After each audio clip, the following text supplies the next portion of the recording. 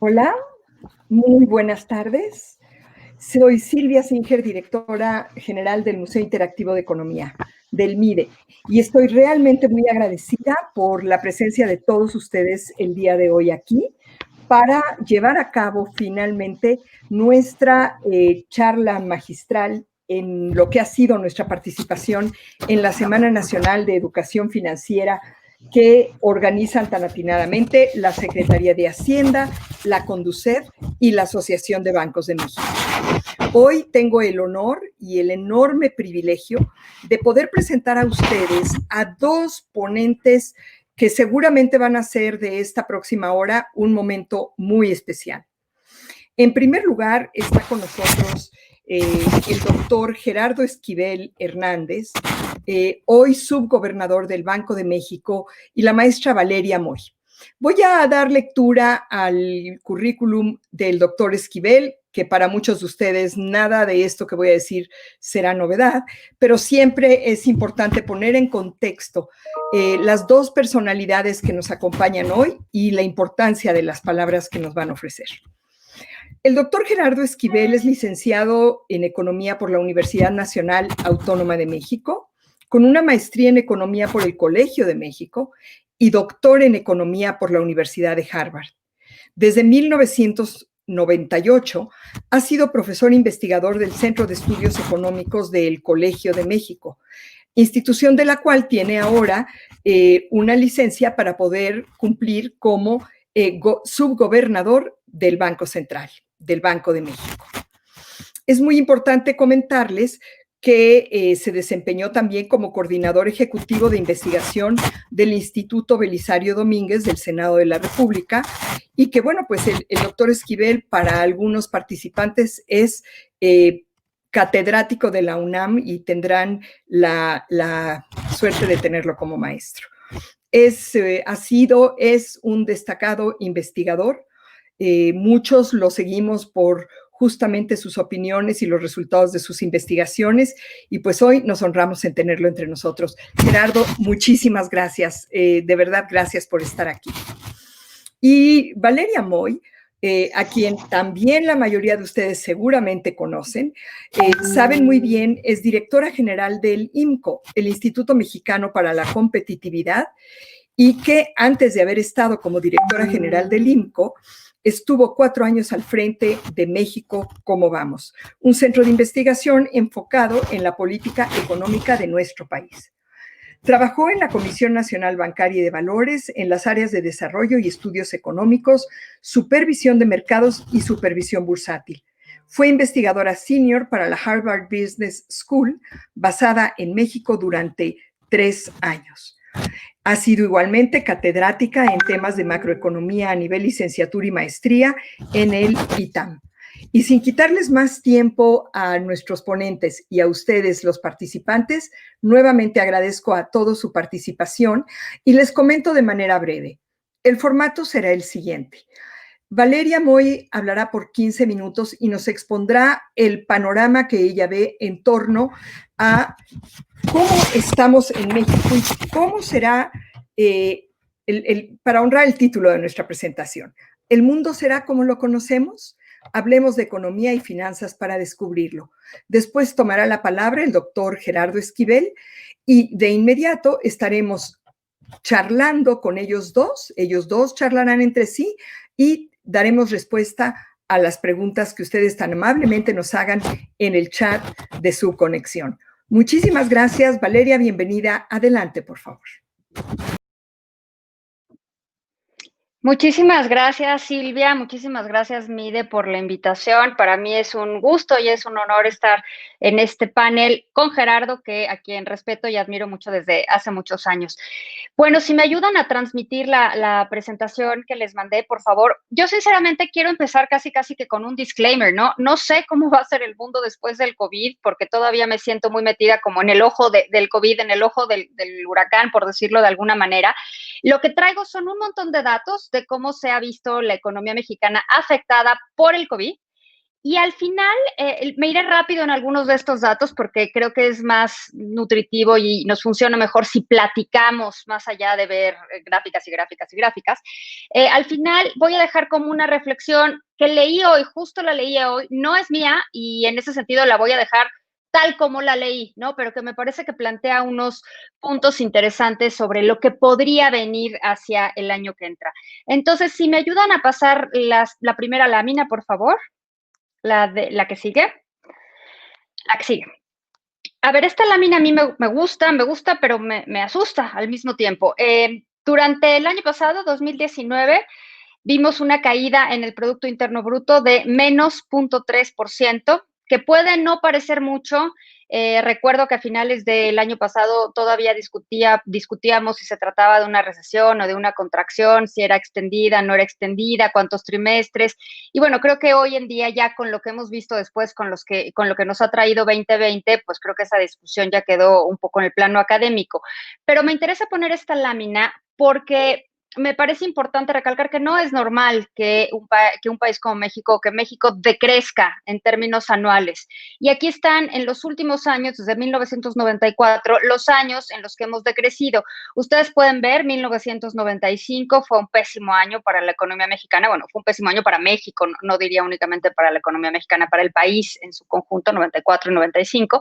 Y después de ese año vino un rebote importante, un rebote recuperación, aquí quizás podríamos usar ambos términos, pero esta crisis fue una crisis hecha en casa, con un efecto inflacionario alto, que hizo que la gente pues lo sintiera mucho, que lo sintiera en su calidad de vida, que lo sintiera en el día a día en relación al poder adquisitivo. Luego llegó 2001, ahí hubo un tema en Estados Unidos que nos afectó negativamente. No se sintió tanto, pero sí fue un año de una fuerte desaceleración que se mantuvo durante 2002 también. Luego llegó 2009 con la crisis financiera internacional, una caída en el producto de 5.1%. Tengo la impresión de que la sociedad no la sintió tanto, no la sintió tan dura como había sido la caída del 95, quizás porque no fue tan dura en términos del nivel, en términos del cambio, pero también porque no vino acompañada de un efecto inflacionario. Y en ese sentido, la gente no percibió tan fuertemente el choque económico que vivió el país ese año. Y luego, a partir de ahí, tuvimos crecimientos positivos y crecimientos que en algún momento, y yo en repetidas ocasiones califiqué como de mediocres, porque México en promedio estaba creciendo al 2,5%, cuando siendo un país emergente, me gustaría ver, quizás debería crecer a tasas por arriba de las que crecen los países desarrollados, si en algún momento tenemos la expectativa de emerger y de eventualmente alcanzarlos. Si me ayudan con la siguiente, por favor. Ahora, esta lámina es la misma, nada más que en lugar de tener los datos anuales, tenemos los datos expresados de forma trimestral, los datos del trimestre. Son datos anuales, pero presentados de forma trimestral. Como ven, el primer trimestre de este año, el primer trimestre de 2020, que suena ya como a más tiempo en el pasado, pero pues no, es bastante reciente, tuvimos un decrecimiento de 2.1%. Tenía ahí ya un efecto de COVID, sobre todo relacionado con las cadenas productivas, pero no todo, este decrecimiento no todo es COVID, este decrecimiento trae parte de la desaceleración de fin de año del año pasado y parte de COVID. Y luego, segundo trimestre vimos ya claramente el efecto total del coronavirus, del confinamiento, de esta recesión autoinducida, como se le suele decir, ¿no? Porque hubo un llamado específico de todos los gobiernos o de la mayoría de los gobiernos del mundo a que nos quedáramos en casa para tratar de controlar el ritmo de contagios. Después abre la economía el 1 de julio y empezamos a ver cierta recuperación, que son los datos, es ese brinco que se ve entre el segundo y el tercer trimestre, un crecimiento entre el segundo y el tercer trimestre de 12%, que aquí fue muy curioso porque hice una encuesta en Twitter que ya sé que no es nada representativa, que no tiene nada de sustento estadístico ni econométrico, pero la gente esperaba un crecimiento, la gente que me sigue, por supuesto, un crecimiento menor, cuando todo indicaba por los datos de la caída y por los datos que ya teníamos del ICAE, que el brinco en el tercer trimestre iba a estar alrededor del 12%. Y bueno, eso sucedió, estuvo en 12%. Si lo comparamos año a año, tercer trimestre contra tercer trimestre del año pasado, todavía estamos 8.6% debajo del año pasado. La que sigue para ver el IGAE, por favor. La que sigue y la que sigue. A ver, esta, ay, no, perdón, una antes, esta. Ay, no, IGAE. Esa, esa. A ver, esta lámina del IGAE me gusta, pero me parece que manda unas señales preocupantes. Están ahí claramente expresados los datos de la caída del COVID, la caída debida al coronavirus, la caída muy claramente marcada en abril, en mayo, con caídas que no habíamos tenido referencia histórica previa, ¿no? Esto obviamente, pues simplemente vean la escala, nos rompe la escala. Pero a mí lo que me interesa y lo que me interesaba antes de esta lámina antes de que llegara el COVID, es ver los meses previos al choque completo del coronavirus para que veamos cómo esos puntitos que están en rojo antes de que llegara el coronavirus. Hay que recordar que el coronavirus, el primer caso en México llegó el 28 de febrero de este año y el confinamiento, el llamado a quedarnos en casa llegó hacia finales de marzo. Fíjense en los meses previos, en los meses de 2019, incluso empezó en el 2018, cómo empezamos a ver un crecimiento negativo continuo del IGAE. Para mí esto es una señal de que estructuralmente algo está pasando con la economía mexicana, más allá del COVID. ¿Y por qué me es importante recalcar esto? Porque todos esperamos que el COVID sea un choque temporal, que esto eventualmente pase, que la vacuna llegue, que eventualmente se logre cierta inmunidad de rebaño. O sea, todos estamos esperando en algún momento que el tema de la pandemia pase. ¿Cuándo va a ser ese momento? No lo sabemos ni nos vamos a poner a adivinar en este panel, pero sí estamos esperando que eso cambie. El punto es, si eso cambia, pero no cambian ciertas condiciones estructurales en la economía mexicana, no hay que pensar que vamos a llegar a una senda de crecimiento con un crecimiento vigoroso por arriba del 3,5%, porque creo que estructuralmente no están las condiciones. Probablemente regresemos haya un rebote el año que entra. Es obvio que va a haber un rebote el año que entra. Esperemos que haya un rebote si el coronavirus nos da un poco de tranquilidad, pero yo me refiero a un crecimiento más de mediano y de largo plazo. Si queremos crecer más de lo que habíamos estado creciendo, de este 2,5% que usábamos antes para decir que México había crecido a un ritmo mediocre en los últimos años, pues creo que más allá de dejarnos llevar por la tasa de rebote que vamos a tener el año que entra, pues a mí me gustaría ver cambios en la estructura económica del país que permitieran que creciéramos de forma estructural, que aumentáramos el PIB potencial. Yo eso no lo veo ahorita, pero creo que existe la posibilidad de que suceda. A mí este es el tema que más me preocupa, que siento que en términos de PIB potencial, de creación de valor, de generación de valor, nos estamos quedando un poco cortos y estamos asumiendo en este momento que todo es COVID. Y yo creo que no todo es COVID. Entiendo que eso es lo que nos tiene muy ocupados, muy preocupados y muy ocupados en este momento, pero no creo que todo lo que nos está pasando es COVID, ¿no? La que sigue, por favor. La que sigue, y vámonos a inversión, si me ayudan con eso, por favor. Inversión, la inversión, la que sigue para brincarnos esta y regresar. Estos son los niveles, el indicador de inversión fija bruta que produce el INEGI.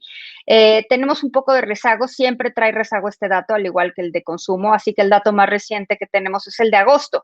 Y lo que vemos es que en los niveles del indicador de inversión estamos en niveles comparables en nivel a los que teníamos en febrero de 2006.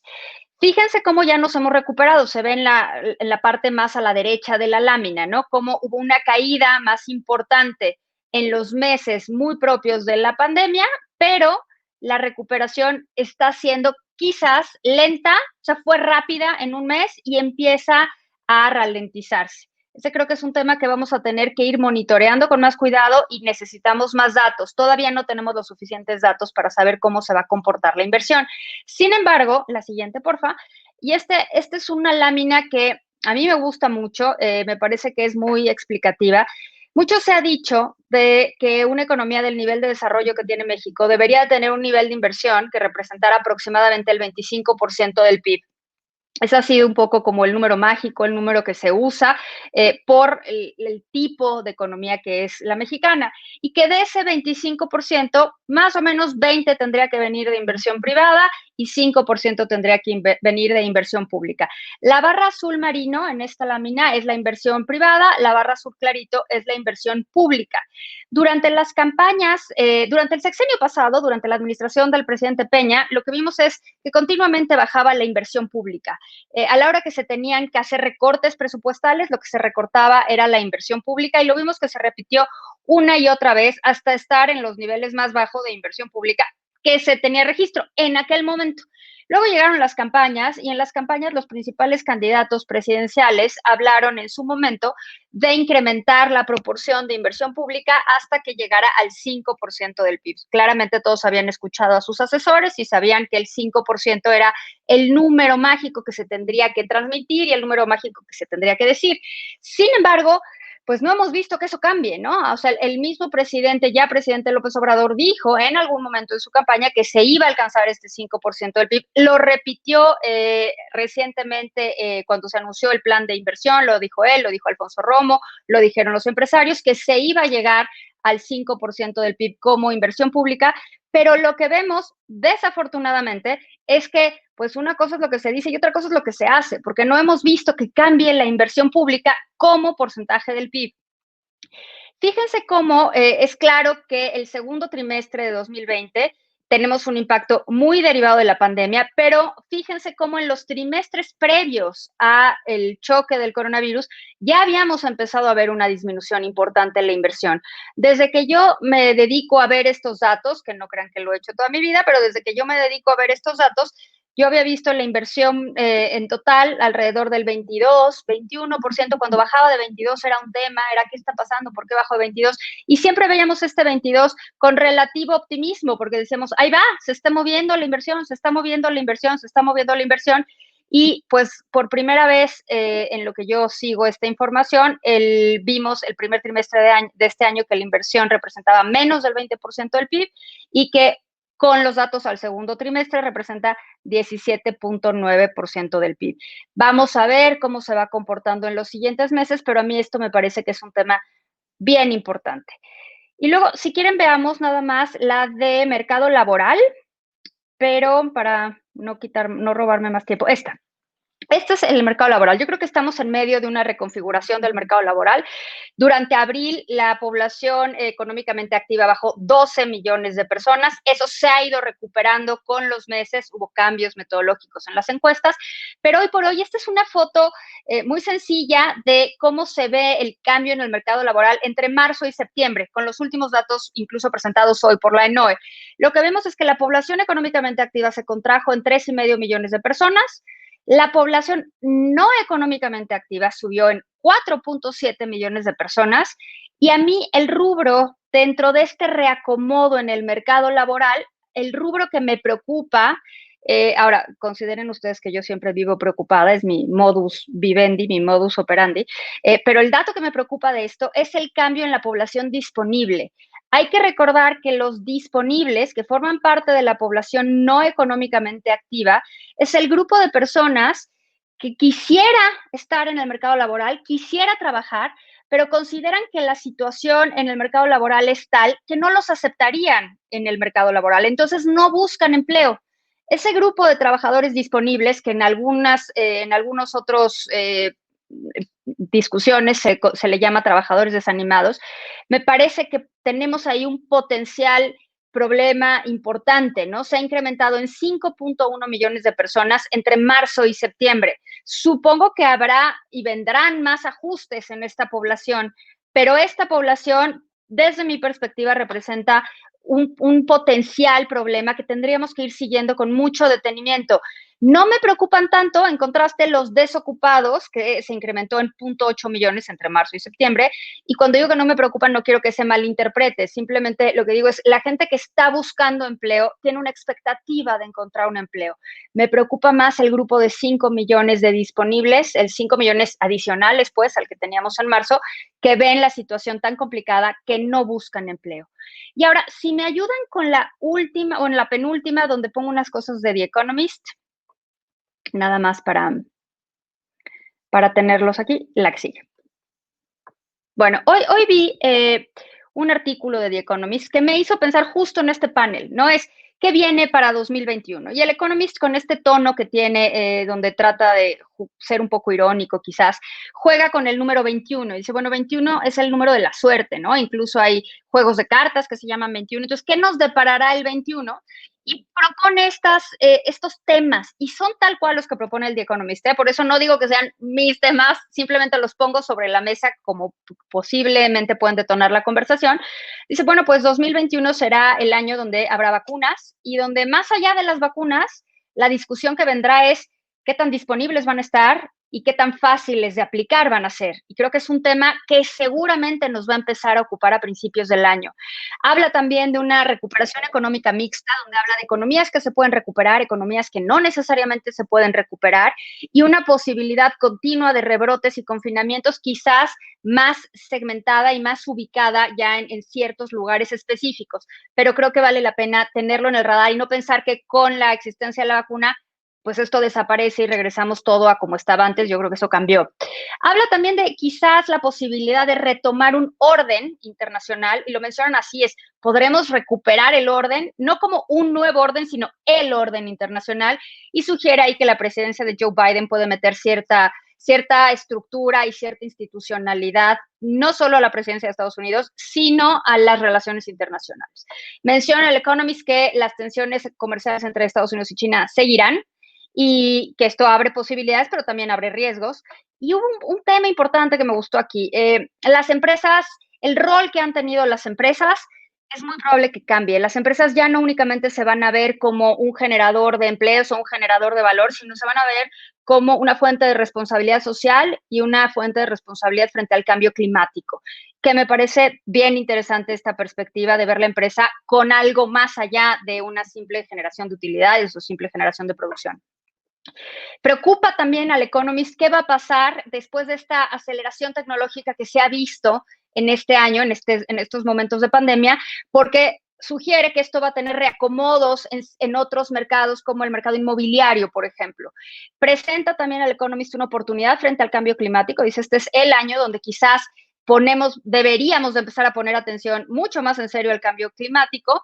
Y me voy a colar con el último. Dice, esto es una llamada de atención para los riesgos sanitarios y climáticos, algo que se ha estado diciendo muchísimo, pero quizás este evento pandémico, pues funciona como un notch para acelerar políticas públicas encaminadas a limitar o mitigar riesgos sanitarios y climáticos. Y bueno, plantea una posibilidad de que pase lo que se había planeado para 2020, sobre todo en temas de Juegos Olímpicos, ciertos eventos internacionales, porque esto pues representa una oportunidad de regresar a cierta normalidad. Estos me parece que son puntos interesantes. Seguramente Gerardo tiene muchísimo más que agregar, entonces yo con esto me callo y cedo la palabra. Muchísimas gracias, Valeria, por tu participación, seguro interesante, provocadora y que ya está generando preguntas. Gerardo, si fueras tan amable de ofrecernos tu perspectiva. Gracias. Bueno, en primer lugar, gracias a Silvia y al MIDE por la invitación para participar en este panel. Qué bueno que se pudo retomar la comunicación y retomar el panel para esta semana.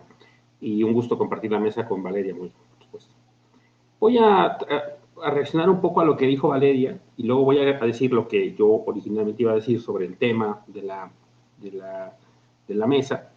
Pero creo que la información que nos da Valeria y las gráficas que presentó son muy útiles para entender un poco los distintos aspectos de la crisis que estamos viviendo actualmente. Y creo que lo primero que debemos hacer es distinguir entre, propiamente dicho, factores, yo diría, estructurales y coyunturales. El factor estructural que se ve en las cifras que proporciona Valeria en los distintos indicadores, que creo que son muy ilustrativos y muy útiles para entender lo que pasa en México, o lo que ha pasado en México, lo que muestran es una, digamos, tendencia ya bastante larga, que digamos, podríamos remontarla incluso a décadas, de problemas estructurales de la economía mexicana de bajo crecimiento.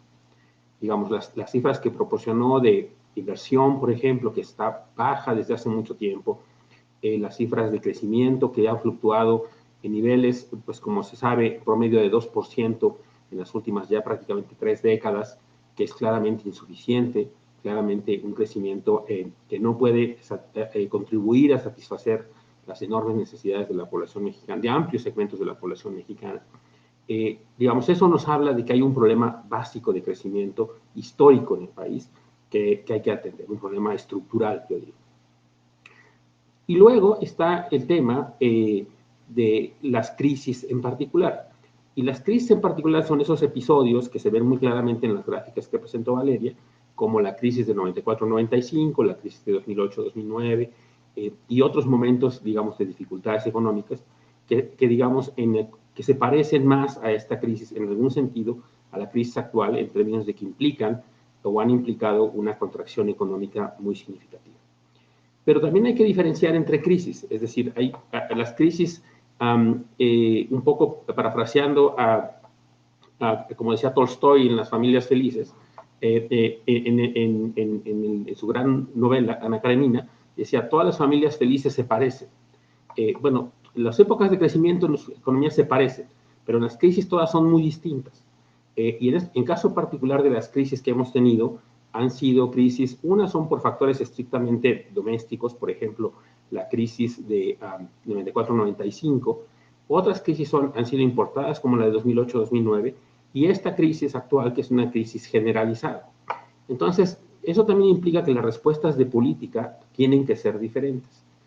Las crisis anteriores que hemos tenido, muy profundas algunas de ellas, insisto, tienen una dimensión particular además, que normalmente son crisis que han afectado a todos los segmentos del lado de la demanda y que en ese sentido la recuperación se puede volver relativamente difícil, son muy costosas en muchos sentidos.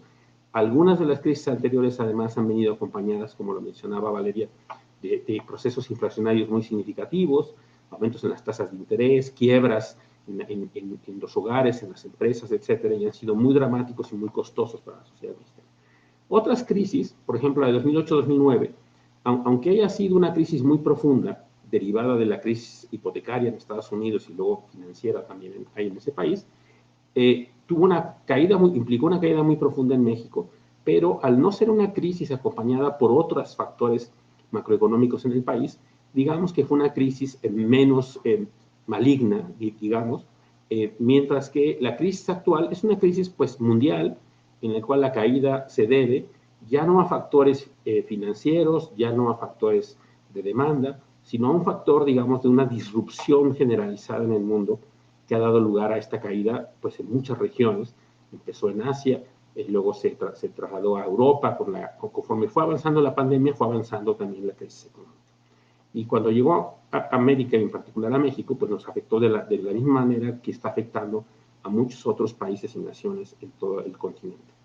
El punto es que el crecimiento, el impacto de esta crisis, entonces, tiene factores fundamentalmente asociados a lo que estamos viviendo por el lado de la oferta. Es decir, el hecho que tuvimos que tomar esta decisión de cerrar la economía, o de reducir ciertas actividades y cierta interacción social para poder minimizar el contagio del virus del SARS-CoV-2, que como sabemos es de causa la enfermedad del COVID-19.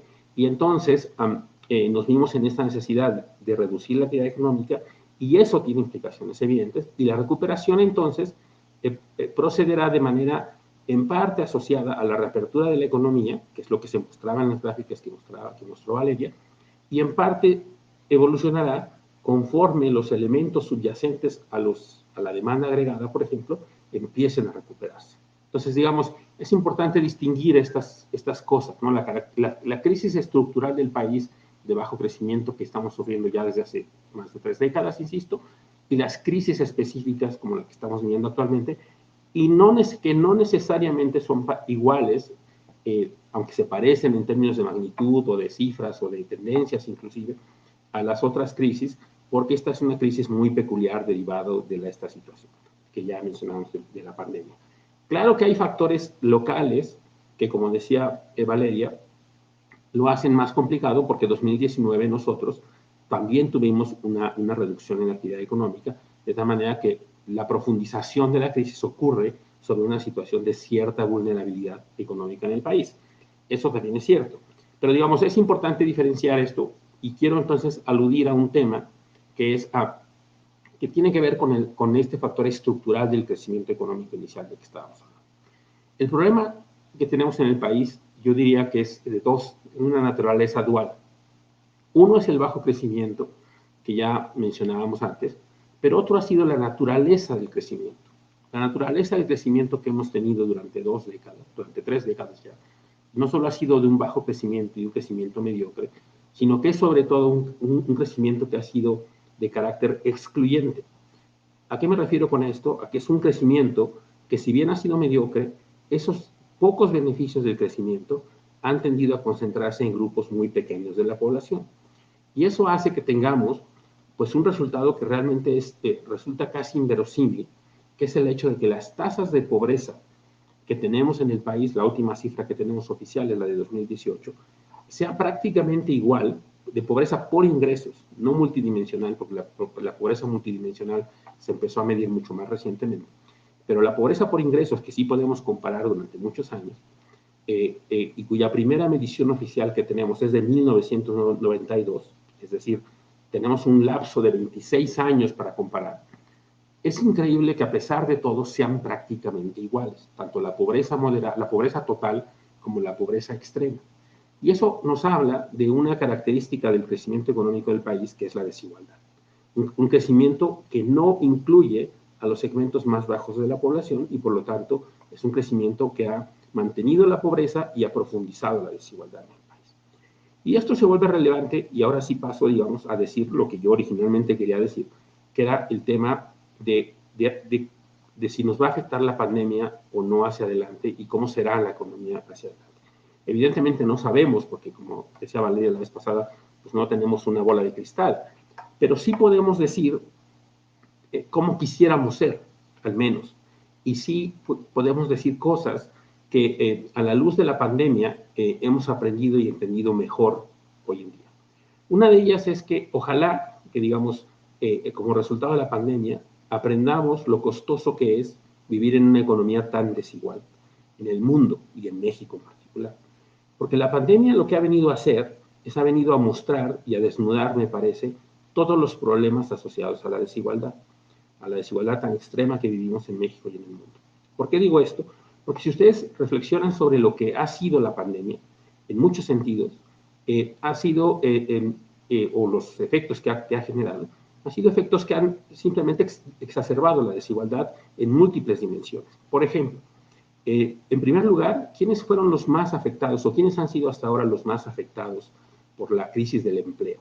Bueno, pues son primero las personas de menores ingresos, los más jóvenes, por cierto, muchos de los cuales no están aquí, muchos jóvenes están en esta conferencia, pero los jóvenes han sido el sector más afectado, los trabajadores menos calificados, los trabajadores que están en la informalidad, que son los que su trabajo suele ser mucho de contacto directo con la población y por lo tanto son los que más han sufrido ante el cierre de las economías. Y entonces esta situación de la pandemia ha cobrado un efecto socioeconómico importante, primero, insisto, en el tema del empleo y en particular afectando a la gente que de por sí tiene menores ingresos. La gente de mayores ingresos, con mayor nivel educativo, que suele trabajar en actividades, digamos, que se conocen como de cuello blanco, etcétera, pues esos trabajadores, pues la mayor parte de ellos siguen laborando casi como si nada. Muchos de ellos pueden trabajar en sus casas, pueden hacer su trabajo a la distancia, pero la mayor parte de los trabajadores de menores ingresos no lo pueden hacer así. Entonces, la pérdida de ingresos de esta pandemia se ha concentrado desproporcionadamente en los trabajadores de menores ingresos. Esa es, digamos, una de las primeras desigualdades que claramente podemos mencionar. Una segunda desigualdad tiene que ver con el tema del acceso a la salud. Digamos, en México y en el mundo hay temas claramente evidentes de desigualdad en el acceso a la salud. Y no solo de desigualdad en el acceso a la salud, sino de desigualdad en la calidad del acceso a la salud.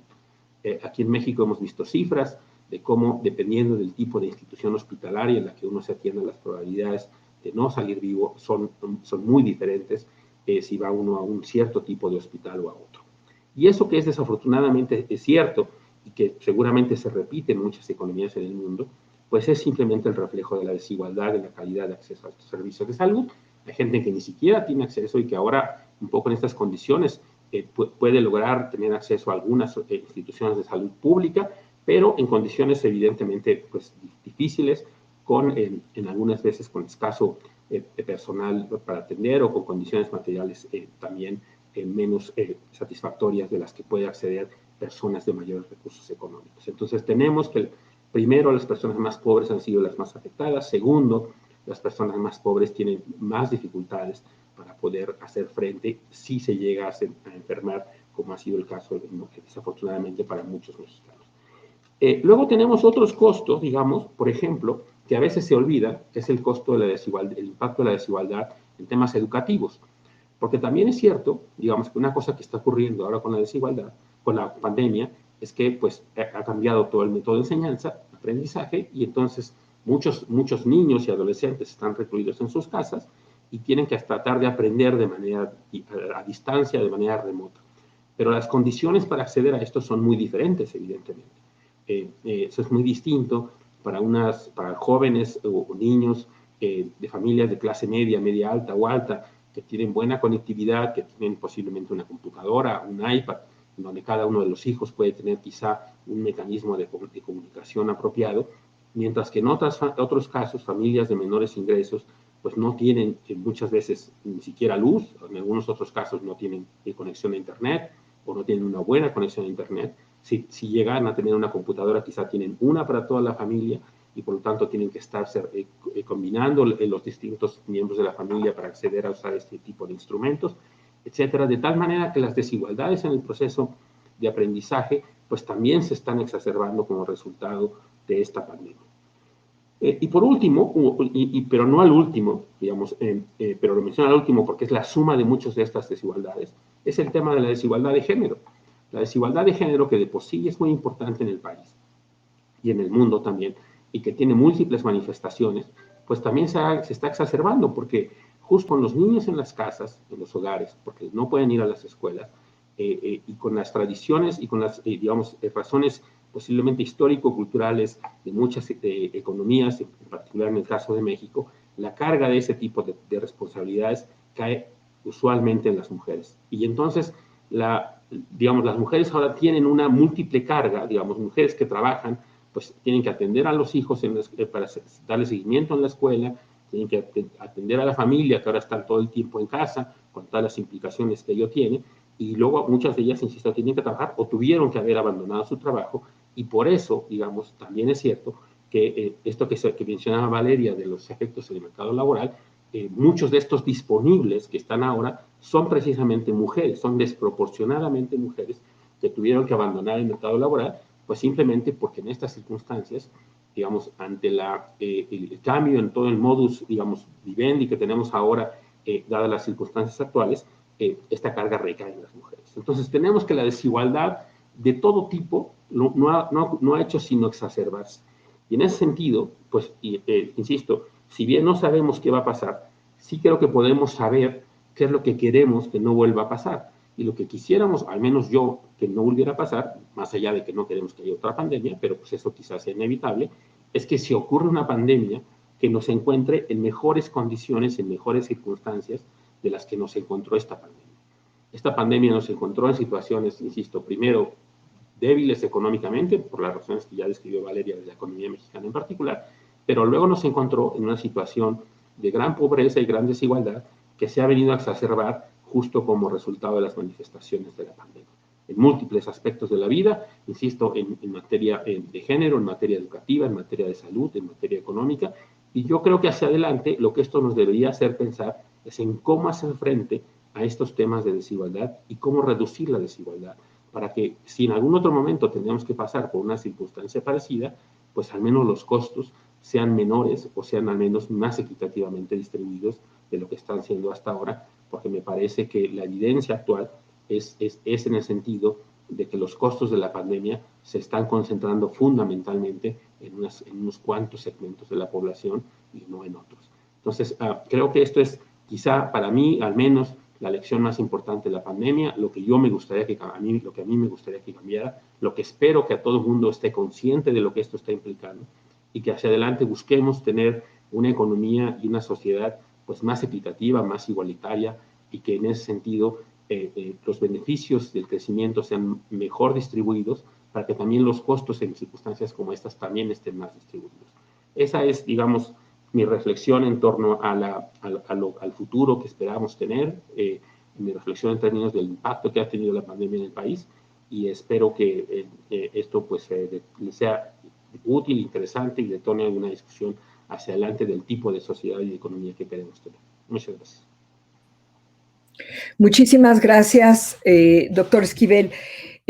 Creo que el problema es harto complejo y sobre todo porque ya lo era y porque lo ha sido en México y porque venimos arrastrando una serie de condiciones que nos habían llevado a donde estábamos y ahora con este asunto de tener que cerrar la economía, de los problemas serios de salud y sobre todo, desde luego, dos temas que usted mencionó, doctor, muy importantes, que es el acento sobre la desigualdad en términos de la educación.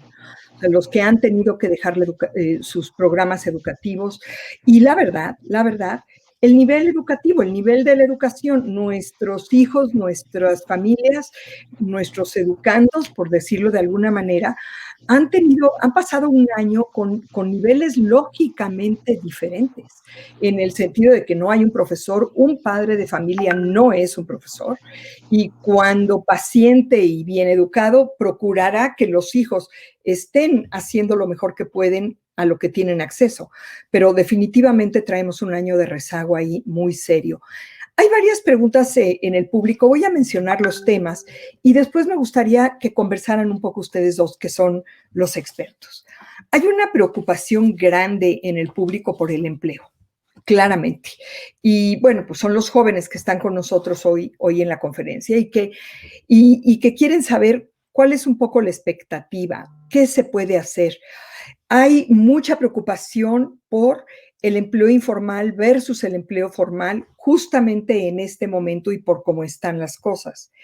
Hay también preocupación de cómo salir adelante, cómo lograr esa transformación de las inequidades y de lo que es el fondo de la inequidad y el fondo de la desigualdad con una condición general de pérdida de ingreso, el acceso a la salud, la educación, la desigualdad y todas las condiciones que Valeria nos ha presentado. Entonces, estos son los temas. Y sobre todo quisiera mencionar uno para terminar, hay varias intervenciones en el chat en torno a incertidumbre y en torno a qué nos espera un poco desde un punto de vista. Da miedo, o sea, hay quien ha dicho da miedo, y uso la palabra porque las palabras porque las he leído.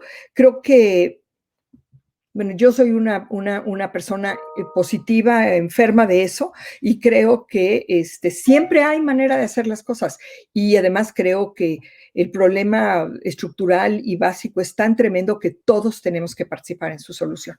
Pero le doy la palabra a ustedes, por favor. Valeria, si quieres. Bueno, si quieren, empiezo con un par de comentarios breves. Yo creo que van a ser años complicados, sin duda alguna. Creo que incluso con este rebote que probablemente esté alrededor del 4.6%, eso es lo que ha dicho el secretario de Hacienda, que estima que se crezca el año que entra. Creo que incluso con este rebote van a ser años complicados, no únicamente el año que entra, sino los años venideros, porque recuperarse de una crisis de esta magnitud creciendo al 4.6, vamos a suponer que decaigamos al 9,5 o al 10, que ya la verdad es que ya no sé cuánto, pero por ahí estará la cifra final, y recuperarnos al 4,5 el año que entra, pues todavía te deja bastante hueco en términos de niveles para recuperar donde estábamos, no en 2019, sino en 2018. Entonces, que era bajo en sí mismo, porque yo creo que México tendría otro potencial o debería tener otro potencial. Sí creo que vienen años complicados y al mismo tiempo no me gustaría dejar esto en un tono muy negativo o en un tono muy pesimista. Creo que también hay algo que es muy característico de México, desafortunadamente, que es una desigualdad por supuesto, más allá de la que hacía referencia Gerardo, que todos sabemos que existe, hay una desigualdad también regional y vemos muchos Méxicos distintos, pero que podemos agrupar en dos, si queremos simplificar las cosas, ¿no? Entre el México del centro y el norte y el México del sur. Y es curioso, pero en el México del centro y del norte hay oportunidades. El México del centro y el norte normalmente, vamos a quitar este periodo de COVID, pero normalmente se mueve a una velocidad distinta. Tiene oportunidades de innovación, tiene oportunidades de crecimiento, tiene oportunidades de desarrollo personal, de desarrollo institucional. O sea, es un México muy distinto al México del sur del país. A mí sí me gustaría ver política pública no para jalar al centro y al norte para abajo, creo que eso no es lo deseable, creo que nadie está en ese ánimo, sino para subir al sur, aprovechar las oportunidades y los recursos que tiene el sur. Entonces, en términos de oportunidades laborales, creo que también deberíamos de ver qué hay y qué estados están creciendo, qué industrias están creciendo, qué sectores están creciendo, para tratar de ubicar dónde nos podemos colocar. Y con esto no estoy diciendo que vaya a ser un periodo fácil, ¿no? Yo creo que no va a ser un periodo fácil. A todos, cuando salí de la carrera me tocó, bueno, no voy a revelar, bueno, sí voy a revelar, me tocó la crisis del tequila, entonces, pues imaginarán, ¿no? Buscar una beca, buscar irme a otro lado, buscar un crédito, todo era profundamente complicado, ¿no? En esos momentos no había oportunidades de nada. Yo creo que desafortunadamente a los jóvenes que están entrando al mercado laboral les está tocando un momento bien difícil. La verdad es que es difícil aconsejar cuando uno ya está fuera de ahí, pero pues creo que sí México tiene el potencial y creo que como toda crisis va a pasar al final del día. Sí creo que esto es temporal y creo que esto va a pasar y pues ojalá entremos en una dinámica de crecimiento más interesante que el que hemos tenido, corrigiendo los problemas estructurales que ya mencionaba Gerardo, que sin duda existen y que sin duda son un lastre muy profundo para el país. Gerardo, por favor.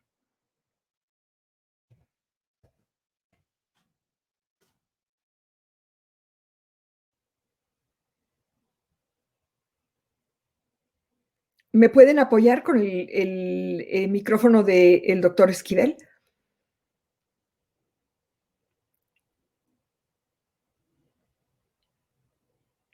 Compañeros, en el espacio técnico, ¿me pueden apoyar con el micrófono del doctor Esquivel, por favor? Gracias. Si quieres, Silvia, en lo que regresa Gerardo, en lo que regresa Gerardo, yo quiero abonar un poquito en lo que decía Gerardo de temas de género. La verdad es que es impresionante lo que estamos viendo en temas de género. Evidentemente, lo que decía Gerardo de esa población disponible, que en parte son mujeres, es resultado de que el choque laboral ha sido en parte afectando importantemente a las mujeres. Más que el choque inicial, porque el choque inicial afectó, no puedo decir que igual, pero afectó a los dos géneros, por decirlo de alguna manera. La recuperación que estamos viendo en el mercado laboral va más en los hombres que en las mujeres. En las mujeres está bastante estancada esa recuperación y tiene que ver con que se han incorporado a las disponibles en lugar de incorporarse al mercado laboral. Perdón, Gerardo, me colé en lo que te daban audio. Vas. Sí, no, gracias. No, lo que decía era, quería responder algo a lo que preguntaba Silvia, que había visto en las preguntas esta preocupación, digamos, la incertidumbre y la preocupación o miedo hacia adelante. Yo creo que, digamos, es natural porque es un periodo de crisis y por lo tanto es un periodo que genera este tipo de ansiedad también, sobre todo entre la población joven que posiblemente ve hacia adelante un futuro difícil, pero yo la verdad es que soy bastante optimista en general siempre.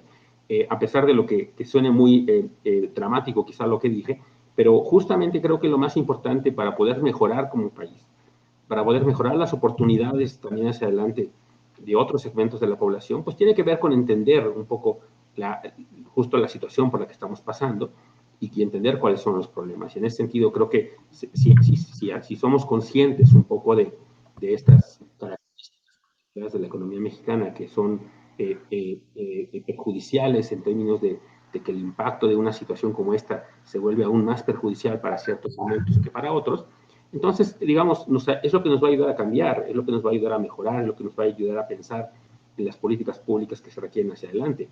Esto que planteaba Valeria, que decía en el sentido de que el centro norte del país hay oportunidades de crecimiento y en el sur no, bueno, eso es algo que debemos cambiar. Justamente alguien por ahí también está preguntando, Emanuel Pech, que supongo que por su origen es del sur, Pregunta si se pueden llegar a tener los niveles de crecimiento que presentan el norte del país. Bueno, yo creo que esa es la aspiración y yo creo que eso es lo que deberíamos buscar. Y yo he dicho muchas veces, justamente porque parte de mis trabajos tiene que ver con el tema de crecimiento regional y de desarrollo, he dicho múltiples veces que una cosa que va a permitir que el crecimiento del país, hay dos grandes brechas, me parece, que van a permitir que el crecimiento del país mejore en la medida en la que logremos cerrar esas brechas. Una es la brecha del sur con respecto al centro-norte del país. En la medida en que logremos que el sur empiece a reducir la brecha con respecto al centro-norte del país, y eso implica, por lo tanto, invertir recursos en el sur en muchas dimensiones, ¿no? Incluyendo la formación de capital físico y humano, eso va a ayudar a reducir la brecha del sur respecto al centro-norte del país. Y la otra gran brecha que tenemos en el país, por supuesto, es la brecha del país con el resto de los países de América del Norte, con Estados Unidos y Canadá. Esas dos grandes brechas yo las veo como un par de oportunidades gigantescas para el país de crecimiento hacia adelante. En la medida en la que logremos reducir la brecha entre Chiapas, Guerrero, Oaxaca, el resto del país, eso va a ayudar a que el crecimiento del per cápita del país mejore por sí mismo y a que las condiciones de vida en esas zonas del país mejoren también de manera importante. Y en la medida en la que logremos reducir la brecha que nos separa del resto de nuestros vecinos de América del Norte, pues también vamos a poder aprovechar ese crecimiento hacia adelante. Y yo creo que en ese sentido, yo sí creo que el TEMEC fue muy importante, porque una cosa que perjudicó mucho en los últimos 2 años, 3 años a la economía mexicana, pues fue la incertidumbre respecto a la permanencia o no del Telecán. Digamos, yo no creo que va a ser la solución de todos nuestros problemas el TEMEC, pero al menos sí está resolviendo un problema que era justo la incertidumbre que se generó cuando con el ascenso del ahora presidente Trump en la campaña de hace 4 años, pues empezó a poner en duda la vigencia y continuidad del Telecán. Eso, si nosotros vemos los indicadores de incertidumbre macroeconómica, el Banco de México tiene un recuadro en uno de sus informes trimestrales recientes sobre estos índices de incertidumbre macroeconómica, cómo empezaron a crecer justamente en cuanto empezó a hacerse muy clara la posibilidad de que Trump podía crecer. Bueno, pues eso sin duda empezó a afectar de manera importante a la inversión en el país, la inversión doméstica y extranjera. Y eso es parte, digamos, de la desaceleración del crecimiento que vimos en los últimos años también. Entonces, digamos, yo en ese sentido soy optimista, pero debemos entender justo cuáles son los problemas para poder mejorarlos, para poder cambiarlos. Yo creo que si entendemos estos factores hacia adelante, hay espacio para poder mejorar y que mejoren las oportunidades de crecimiento. Insisto, es importante entender que esta crisis es peculiar, que es una crisis mundial, que algunos factores de esta crisis pues los compartimos con muchas otras economías en la medida en la que todos entramos en este proceso de cierre de actividades económicas y conforme las vayamos abriendo, pues se empezará a recuperar la economía. También, como ha estado ocurriendo, empieza a recuperarse, a crecer nuevamente los contagios y entonces debemos proceder con una cierta cautela, al menos mientras no tengamos una vacuna. Pero entonces, digamos, hacia adelante creo que entendiendo esto, pues podemos empezar a pensar como sociedad qué tipos de cambios queremos hacer. Y yo creo que los tipos de cambios que queremos hacer, en mi opinión, todos ellos deberían ir en la dirección de reducir las desigualdades de todo tipo. Una de ellas, y alguien respondo eso porque vi una pregunta aquí que me hacía un estudiante, me parece que era, es si alguna de esas posibles soluciones es el seguro de desempleo. Y sí, en efecto, yo creo que es justo el momento oportuno para que tengamos una institución como lo es un seguro de desempleo, que no hemos tenido en muchos años y que durante muchos años, por cierto, a nadie le importaba y nadie lo proponía porque nadie lo veía como una institución que fuera necesaria en el país. Yo creo que ahora, a mí me da mucho gusto ver a segmentos de la población que durante mucho tiempo no lo pedían, que ahora están pidiéndolo. Yo creo que eso es un avance en el sentido de reconocer que ese tipo de instituciones son necesarias para poder generar una red de protección social, en este caso para proteger a los trabajadores que cuando pierdan su empleo, no nada más no tengan una red social que los proteja, sino que tengan un ingreso mínimo que les pueda ayudar a sobrellevar una situación de desempleo, al menos durante un cierto tiempo. Entonces, este tipo de cambios me parece que es justo lo que se requiere en una situación como esta y por eso soy optimista.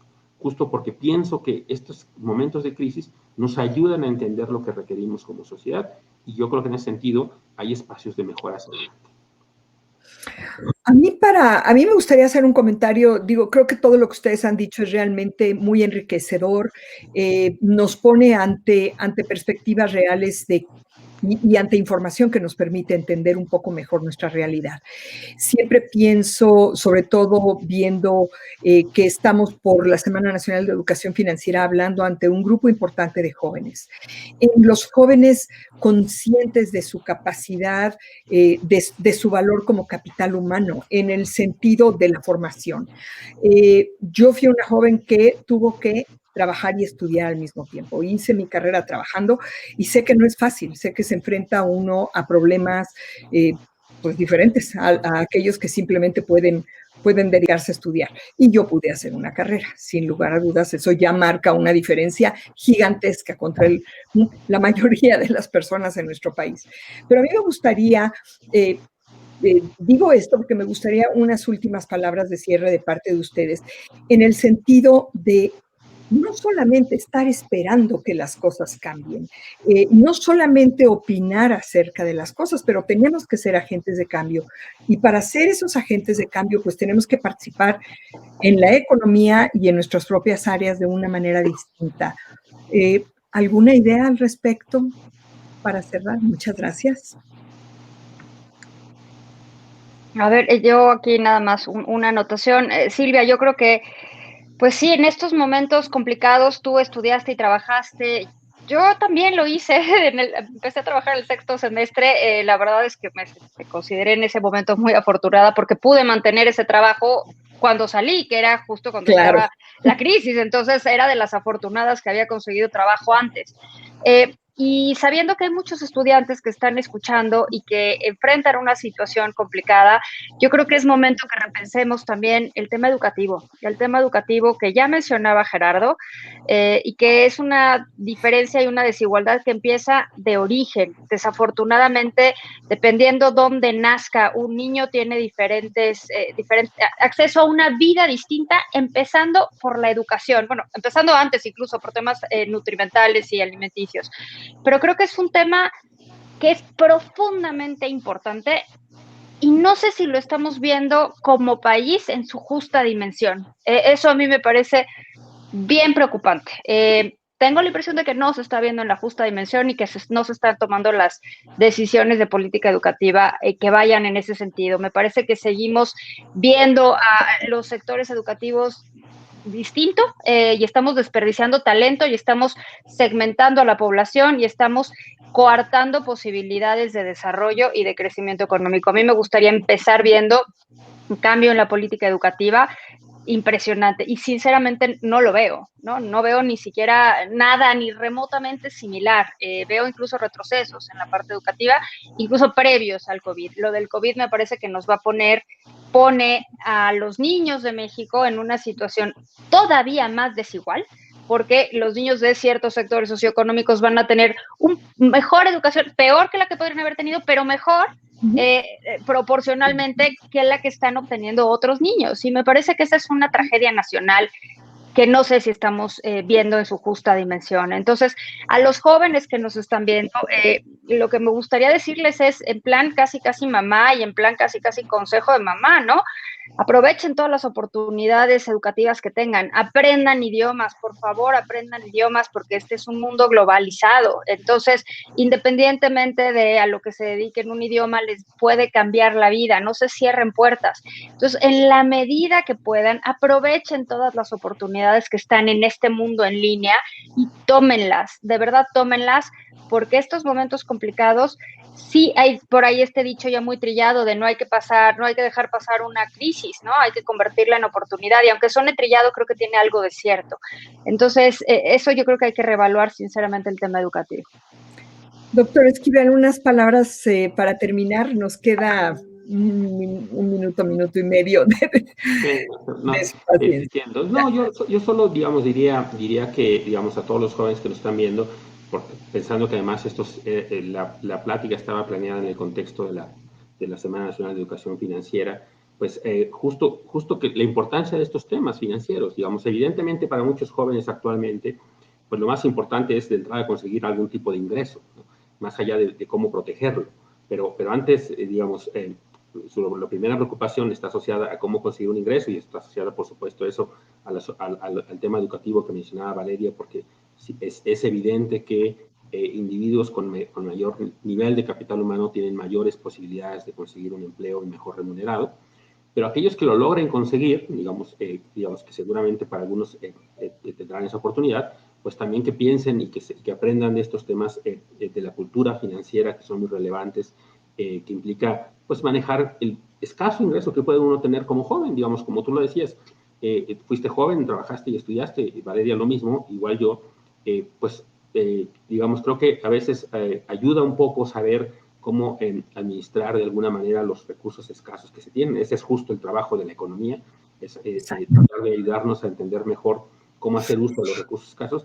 Y esos recursos escasos a veces es el dinero, otras veces es el tiempo, pero justo para los jóvenes me parece que si en la medida que tengan tiempo, pues que puedan aprender a algunos otros temas, como decía Valeria, que puedan dedicarse a mejorar su capital humano, que puedan aprovechar estas circunstancias que tienen hoy en día en una economía como la actual, que valora mucho cierto tipo de conocimiento, que lo traten de aprender y que una vez que lo tengan y que consigan algún empleo con algún tipo de ingreso, pues que aprendan también a cuidar eso hacia adelante, porque una de las cosas que muy poca gente sabe, que pocos saben al principio posiblemente, es el tema de cómo el ahorro hacia adelante y el tema del interés compuesto, que es pequeños ahorros cotidianos se pueden traducir en un ahorro significativo con eso. Entonces, digamos, creo que con eso terminaría mi recomendación. Insisto, nada más decirles que dentro de todo soy optimista hacia adelante, a pesar de las circunstancias tan difíciles por las que enfrentamos actualmente. Muchas gracias. Creo que somos optimistas precisamente porque trabajamos en educación.